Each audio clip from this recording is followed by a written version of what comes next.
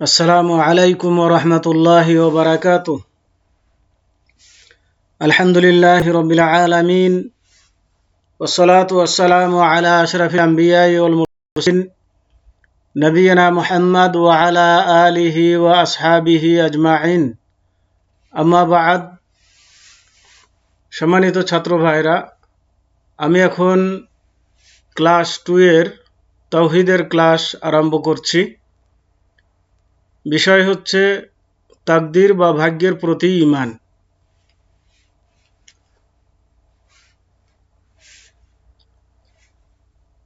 তাকদীরের প্রতি ঈমান হলো এমন দৃঢ় বিশ্বাস রাখা যে আল্লাহ সব কিছুর সৃষ্টিকর্তা। দৃঢ়ভাবে বিশ্বাস রাখতে হবে যে আল্লাহ সব কিছুর সৃষ্টিকর্তা, তার পালনকর্তা ও মালিক, সার্বভৌম। মানে সকল কিছু আল্লাহ সৃষ্টি করেছেন এবং তিনি সকল কিছুকে লালন পালন করেন এবং তিনি তার সার্বভৌম মালিক। এবং সেই পরাক্রমশালী নির্ধারণ করেছেন তাকদীরের ভালো ও মন্দ এবং তার পছন্দনীয় ও অপছন্দনীয় বিষয়। এই তিনিই সৃষ্টি করেছেন হিদায়াত ও পথভ্রষ্টতা, দুর্ভাগ্য ও সৌভাগ্য, মৃত্যু ও রিজিক। সর্বশক্তিমান আল্লাহরই হাতে। এসব কিছু আল্লাহ রাব্বুল আলামিনের হাতে, তিনি এগুলো সৃষ্টি করেছেন। আল্লাহ তার জ্ঞানের পূর্ববর্তীতা এবং প্রজ্ঞা ও বিচক্ষণতা দ্বারা সমস্ত সৃষ্টির তাকদীর বা ভাগ্য নির্ধারণ করেছেন। আল্লাহ রাব্বুল আলামিন সকল জিনিসের ভাগ্য নির্ধারণ করাটা প্রমাণ করে যে আল্লাহ রাব্বুল আলামিন সৃষ্টির আগে এবং পরে যা কিছু হয়েছে বা হবে সব কিছু তিনি অবগত আছেন, বিধায় তিনি তাকদীর নির্ধারণ করতে সক্ষম। অতএব এটি আল্লাহ রাব্বুল আলামিনের উপরে দোষারোপ করা যাবে না যে আল্লাহ রাব্বুল আলামিন আমার ভাগ্যে খারাপ লিখেছে, তো আমি কি করব, এরকম কিছু বলা যাবে না। বরং আপনি কি করবেন এটা আল্লাহ পূর্বে থেকেই জানে, সেই হিসাবেই আল্লাহ ভাগ্য লিপিবদ্ধ করে দিয়েছেন। কিন্তু তারপরেও মানুষের কিছু ইচ্ছার সুযোগও আল্লাহ রাব্বুল আলামিন কাজে কর্মের মধ্যে রেখেছেন বা দিয়েছেন, যা মানুষ ইচ্ছা করলে করতে পারে। এবার আসুন, তাকদীরের প্রতি ঈমান আনার অধীনে 4টি বিষয় অন্তর্ভুক্ত। মানে তাকদীরের প্রতি ঈমান আনলে 4টি বিষয় আপনাকে বিশ্বাস করতে হবে। প্রথম হলো এ বিশ্বাস রাখা যে আল্লাহ বিশ্বের প্রতিটি বস্তু সম্পর্কে পুরোপুরি ও সবিস্তারে চিরন্তন ও চিরকালের জন্য জ্ঞান রাখেন, তা আল্লাহর কর্ম হোক বা তার বান্দার কর্ম সম্পর্কিত হোক। তাহলে আমাদেরকে বিশ্বাস রাখতে হবে যে বিশ্বের প্রতিটি বস্তু সম্পর্কে আল্লাহ রাব্বুল আলামিন পুরাপুরিভাবে, বিস্তারিতভাবে এবং চিরকালের জন্য তিনি জ্ঞান রাখেন। আল্লাহ তাআলার কর্ম হোক বা বান্দার কর্ম হোক, সবগুলোই আল্লাহ রাব্বুল আলামিন অবগত আছেন, এই বিশ্বাস আমাদেরকে রাখতে হবে। দ্বিতীয় হলো এ বিশ্বাস রাখা যে আল্লাহ তাকদীরকে লাউহে মাহফুজে লিখে রেখেছেন। এটা বিশ্বাস করতে হবে। তাকদীর লাউহে, প্রত্যেক ব্যক্তির ভাগ্য লেখা আছে লাউহে মাহফুজে। তাকদীরের এই দুটি বিষয়ে আল্লাহ বলেন, এই দুটি বিষয় সম্পর্কে আল্লাহ বলছেন, আলাম তা'লাম আন্নাল্লাহা ইয়া'লামু মা ফিস সামাই ওয়াল আরদি ইন্না যালিকা ফি কিতাবিন ইন্না যালিকা আলাল্লাহি ইয়াসির। অর্থাৎ তুমি কি জানো না যে আকাশ ও পৃথিবীতে যা কিছু রয়েছে আল্লাহ তা অবগত আছেন। এসবই লিপিবদ্ধ আছে এক কিতাবে। অবশ্যই এটি আল্লাহর নিকট সহজ। মানে এই লিপিবদ্ধ করাটা আল্লাহর নিকটে সহজ। এটা কোনো দুরূহ ব্যাপার নয় আল্লাহর নিকটে। সূরা হজ 70 নম্বর। তৃতীয়, তাকদীরের উপরে বিশ্বাস রাখার অধীনে যে বিষয়টি অন্তর্ভুক্ত সেটি হচ্ছে এ বিশ্বাস রাখা যে সমস্ত সৃষ্টি জগৎ কেবল আল্লাহরই ইচ্ছাধীন। তার মানে যত সৃষ্টিকুল আছে সবাই আল্লাহর ইচ্ছা ছাড়া কিছু করতে পারবে না। মানে সবাই আল্লাহর ইচ্ছার অধীনে আছে।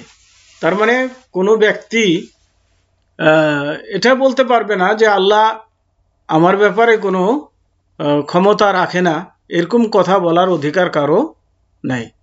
মানে কোনো ব্যক্তিকে যদি আল্লাহ রাব্বুল আলামিন কিছু করার স্বাধীনতা দেয় তবেই সে কিছু করতে পারবে, বা তাকে যদি তার ইচ্ছার উপরে আল্লাহ ছেড়ে দেন তাহলেই সে কিছু করতে পারবে। আর যদি আল্লাহ ইচ্ছা করেন তাহলে তাকে ধরতেও পারবেন, তাকে শায়েস্তা করতে পারবেন। অতএব আল্লাহর ইচ্ছার অধীনে সব কিছু অন্তর্ভুক্ত। তা আল্লাহর কর্মের সাথে সম্পর্কিত হোক কিংবা মানুষের কর্মের সঙ্গে সম্পর্কিত হোক, যা আল্লাহর কর্মের সাথে সম্পর্কিত এ বিষয়ে আল্লাহ বলেন, ওয়ারাব্বুকা ইয়াখলুকু মা ইয়াশা, অর্থাৎ তোমার প্রতিপালক যা ইচ্ছা সৃষ্টি করেন এবং যা ইচ্ছা মনোনীত করেন। তাহলে আল্লাহ ইচ্ছা করলে তিনি তা করতে পারেন।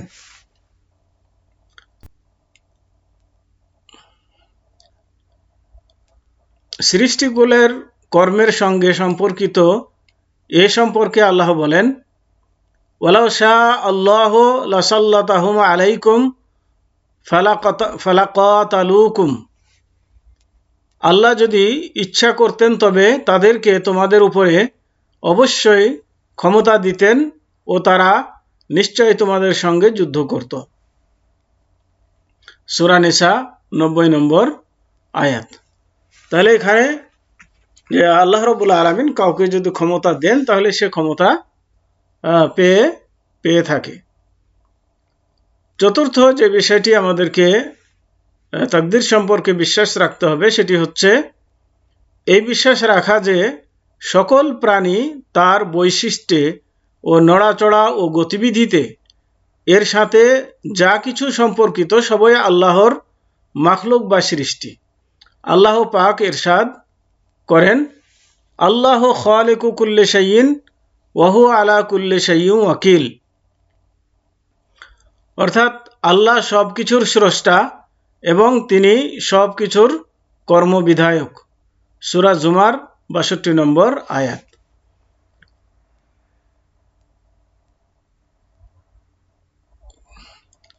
আল্লাহ পাক আরো ইরশাদ করেন, ওয়া খালাকা কুল্লা শাইইন ফাকাদ্দারাহু তাকদীরা, অর্থাৎ এবং তিনি অর্থাৎ আল্লাহ সমস্ত কিছু সৃষ্টি করেছেন এবং প্রত্যেককে পরিমিত করেছেন যথাযথ অনুপাতে। সূরা ফুরকান 2 নম্বর আয়াত। এখানে আল্লাহ রাব্বুল আলামিন বললেন যে প্রত্যেক জিনিসের সৃষ্টিকারীও আল্লাহ এবং প্রত্যেকটা জিনিসকে তার মাপ মতো আল্লাহ রাব্বুল আলামিন সৃষ্টি করেছেন, এর বাইরে যাবে না। আল্লাহ পাক তার নবী ইব্রাহিম আলাইহিস সালাম সম্পর্কে বলেন, তিনি যখন তার কওমকে উদ্দেশ্য করে বলেছিলেন যে ওয়াল্লাহু খালাকাকুম ওয়া মা তা'মালুন, অর্থাৎ প্রকৃতপক্ষে আল্লাহই সৃষ্টি করেছেন তোমাদেরকে এবং তোমরা যা তৈরি করো তাও, তোমরা যা করো তাও। তার মানে আল্লাহ রাব্বুল আলামিন সৃষ্টি করেছেন মানুষকে এবং মানুষের কর্মকে। আমরা পূর্বে যা বর্ণনা করেছি সেভাবে তাকদীরের প্রতি ঈমান আনা বান্দার কাজ কর্মের ইচ্ছা ও পছন্দের স্বাধীনতার পরিপন্থী নয়। তার মানে আল্লাহ রাব্বুল আলামিন যে ভাগ্য নির্ধারণ করেছেন এর মানে এ নয় যে মানুষের কোনো ইচ্ছা বা স্বাধীনতা নেই, এমন কথা নয়, বরং মানুষের ইচ্ছা এবং স্বাধীনতাও সেই কাজের মধ্যে রয়েছে। কারণ প্রকৃতপক্ষে শরীয়তের দলিল ও বাস্তবতা বান্দার ইচ্ছার প্রমাণ করে। যেমন শরীয়তের প্রমাণ, বান্দা যে ইচ্ছা করে এবং সেই ইচ্ছা অনুযায়ী কাজ হয়, সেটাও শরীয়তের দলিল দ্বারা প্রমাণিত। যেমন আল্লাহ তাআলা বান্দার স্বাধীন ইচ্ছা সম্পর্কে ইরশাদ করেন যে যালিকাল ইয়াউমুল হাক্ক ফামান শাআ আত্তাখাযা ইলা রাব্বিহি মাআবা, অর্থাৎ এ দিবস সুনিশ্চিত, অতএব যার অভিরুচি সে তার প্রতিপালকের শরণাপন্ন হোক। সূরা নাবা ৩৯ নম্বর আয়াত। তাহলে এখানে আল্লাহ রাব্বুল আলামিন বললেন যে যার অভিরুচি সে তার প্রতিপালকের শরণাপন্ন হোক। তার মানে প্রতিপালকের শরণাপন্ন হওয়ার ইচ্ছা বা স্বাধীনতা তার রয়েছে। সে ইচ্ছা করলে তার প্রতিপালকের শরণাপন্ন হতে পারে, ইচ্ছা না করলে নাও হতে পারে। কিন্তু এরকম স্বাধীনতা আল্লাহ দিয়েছেন, কিন্তু বিচার সালিশ তার কর্ম অনুযায়ী আল্লাহ রাব্বুল আলামিন করবেন। আল্লাহ তাআলা আরো ইরশাদ করেন যে নিসাউকুম হারসুল লাকুম ফাতু হারসাকুম আন্না শি'তুম, অর্থাৎ তোমাদের স্ত্রীগণ তোমাদের শস্য ক্ষেত্র, অতএব তোমরা তোমাদের শস্য ক্ষেত্রে যেভাবে ইচ্ছা গমন করতে পারো। এখানে আল্লাহ রাব্বুল আলামিন বললেন যে আন্না শি'তুম, তোমাদের স্ত্রীরা হচ্ছে শস্যক্ষেত্র, তোমাদের শস্যক্ষেত্রে যেভাবে ইচ্ছা তোমরা সেভাবে আসতে পারো, মানে যেভাবে মিলন করতে চাও সেভাবে মিলন করতে পারো। তাহলে এখানে মানুষের ইচ্ছার উপরে আল্লাহ রাব্বুল আলামিন ছেড়ে দিয়েছেন। তাহলে মানুষ যা ইচ্ছা করে সেটা সে করতে পারবে, এমন ক্ষমতাও আল্লাহ তাকে দিয়েছেন। তার মানে তাকে বেঁধে রাখেননি যে আল্লাহ রাব্বুল আলামিন যে এটাই তোমাকে করতে হবে, এটা না করলে এটা ছাড়া তুমি করতে পারবে না, এরকম বেঁধে রাখেননি। মানুষকে কিছু স্বাধীনতাও দিয়েছেন। আল্লাহ পাক মানুষের শক্তি ও ক্ষমতা সম্পর্কে ইরশাদ করেন ফাত্তাকুল্লাহা মাস্তাতাতুম ওয়াসমাউ ওয়া আতিউ, তোমরা আল্লাহকে যথাসাধ্য ভয় করো, শোনো এবং আনুগত্য করো। সূরা তাগাবুন ২৬ নম্বর আয়াত। তাহলে এখানে আল্লাহ রাব্বুল আলামিন বলছেন যে তোমাদের সাধ্য মতো তোমরা কি করো, তোমরা আল্লাহকে ভয় করো। তাহলে এখানেও আল্লাহ রাব্বুল আলামিন কি করেছেন, তাদের সাধ্যের মধ্যে আল্লাহর ভয়টাকে সীমাবদ্ধ রেখেছেন। তার মানে মানুষ ইচ্ছা করলে আল্লাহকে যথাযথ ভয় করতে পারে, ইচ্ছা করলে তাদের সাধ্যমতো ভয় করতে পারে।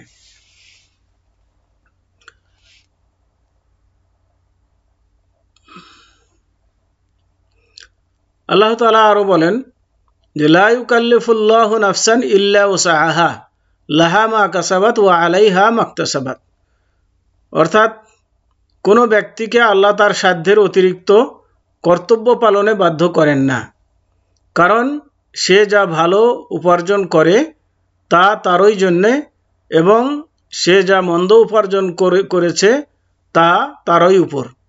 সূরা বাকারা ২৮৬ নম্বর আয়াত।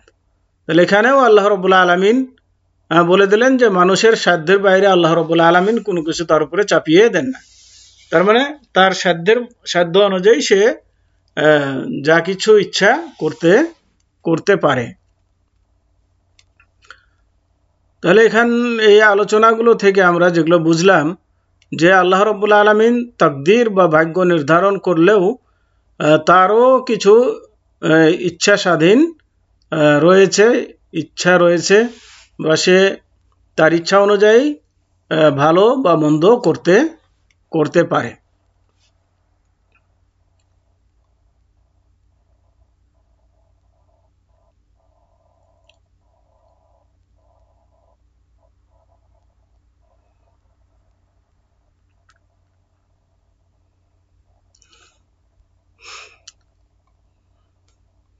তো আজকে এ পর্যন্তই। ওসল্লাল্লাহু আলা নবিয়িনা মুহাম্মদ ওয়া আলা আলিহি ওয়া আসহাবিহি ওয়া বারিক ওয়া সাল্লাম। আসসালামু আলাইকুম ওয়া রাহমাতুল্লাহি ওয়া বারাকাতুহু। ছাত্র ভাইদের প্রতি অনুরোধ রাখবো যে তাকদীরের বিষয়টা একটু ভালো করে বোঝার জন্য চেষ্টা করবেন, কারণ এই ব্যাপারে, তাকদীরের ব্যাপারে অনেক মানুষ ভুল বুঝে থাকে বা ভুল সিদ্ধান্ত নিয়ে থাকে। এই তাকদীরকে নিয়ে নিজের মন মতো বোঝার চেষ্টা করলে পথভ্রষ্ট হওয়ার সম্ভাবনা রয়েছে। অতএব কোরআন হাদিস মোতাবেক আমাদেরকে তাকদীরের প্রতি ঈমান বা বিশ্বাস রাখতে হবে।